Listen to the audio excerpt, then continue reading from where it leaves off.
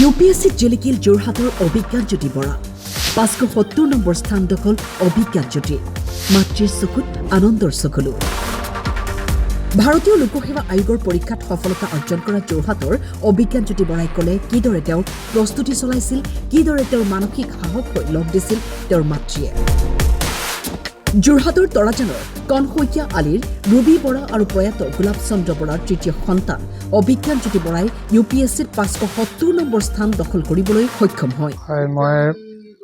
মই বহুতে সুখী এইটো ৰেংক পাবলৈ সক্ষম হোৱাত মই প্ৰথমে মোৰ ধন্যবাদ মোৰ গোটেই ৰাইজকো কাৰণ আৰু মোৰ মা আৰু দাদা আৰু বাক যাৰ সহায়ত মই এইটো স্থান পাবলৈ সক্ষম হ'লোঁ অভিজ্ঞান জ্যোতিয়ে বিচাৰিছে ইউপিএসসিত যাতে অসমৰ বহু মেধাৱী ছাত্ৰ ছাত্ৰীয়ে সফলতা অৰ্জন কৰি অসমখনক আগুৱাই নিয়ে আৰু মই আশা কৰোঁ যে অসমৰ আন পৰীক্ষাৰ্থীও যাতে এইটো এক্সাম দি পেলাই আৰু অসমৰ পৰা চিলেকশ্যন হয় আৰু অসমখন আগুৱাই যাব বয়স কম থাকোঁতে ইউপিএসসিৰ প্ৰস্তুতি আৰম্ভ কৰিবলৈ বিশেষ বাৰ্তা ছাত্ৰ ছাত্ৰী এটা বছৰটো সি যথেষ্ট কষ্টত আছে আৰু মানে ঘৰৰ বাকী মানুহৰ লগত কথা চথাও তেনেকৈ হেৰি নহয়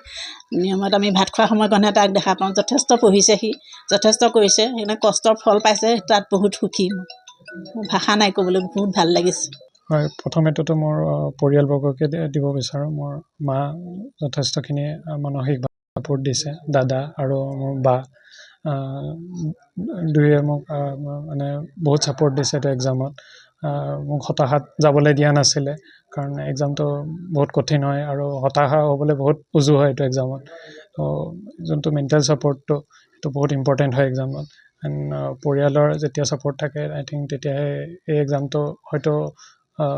অলপ উজু হৈ পৰে 2020 মানৰ আগলৈকেতো প্ৰায় এনেকুৱা হৈছিল যেতিয়ালৈকে ইণ্টাৰনেট সেৱা ইমান ইজিলি এভেইলেবল নাছিলে তেতিয়ালৈকে মানে এনেকুৱা আছিল যে দিল্লীত নগ'লে হয়তো এইটো এক্সাম ক্ৰেকেই নহয় তাৰপিছৰ পৰা যেতিয়া আমি ইণ্টাৰনেট সেৱাটো প্ৰায় চবৰ ঘৰতে এভেইলেবল হ'ল তেতিয়াৰ পৰা মানুহে মানে অসমৰ মানুহেও মানে দিল্লী নোযোৱাকৈ এইটো এক্সাম দিব পাৰিলে তাৰপিছত ধৰি লওক ইউটিউবতো আমি ভিডিঅ' চিডিঅ' দেখি পেলাই আমি উৎসাহিত হওঁ অসমৰ আমি আগৰ বছৰ ধৰি লওক কেণ্ডিডেটৰ ইণ্টাৰভিউ দেখিও উৎসাহ পাওঁ যে আমিও এইটো কৰিব পাৰিম হয়তো তো মই এইটোৱে ভাবোঁ যে আৰু ষ্টুডেণ্টছে যাতে এইবিলাক ইণ্টাৰভিউ দেখি মেলি এইটো এক্সাম এটেম্প কৰিবলৈ ট্ৰাই কৰে হয় মই এইটোৱে আহ্বান কৰোঁ যে ল'ৰা ছোৱালী এতিয়া হয়তো যোন কলেজত আছে ধৰি লওক তেহেঁতি অকণমান সোনকালে এইটো এক্সামৰ প্ৰিপেৰেশ্যন আৰম্ভ কৰে মইতো ধৰি লওক মোৰ ৰুৰেলত আৰম্ভ কৰিছিলোঁ এৰাউণ্ড 25-26 ইয়াৰ্ছত মই আৰম্ভ কৰিছোঁ প্ৰিপেৰেশ্যন এইটো এক্সামত যিমান আগতীয়াকৈ প্ৰিপেৰেশ্যন আৰম্ভ কৰে সিমানেই ভাল আমি দেখোঁ যে ভাৰতৰ বেলেগ ঠাইবিলাকত মানুহে 21-22 বয়সৰ পৰাই এইটো এক্সাম দিবলৈ ট্ৰাই কৰে তো যেতিয়া বয়স কম হৈ থাকোঁতে স্কুল কলেজৰ পৰাই যদি পঢ়া আৰম্ভ কৰে আই থিংক ছাকচেছৰ প্ৰবেবিলিটিটো বাঢ়ি যায়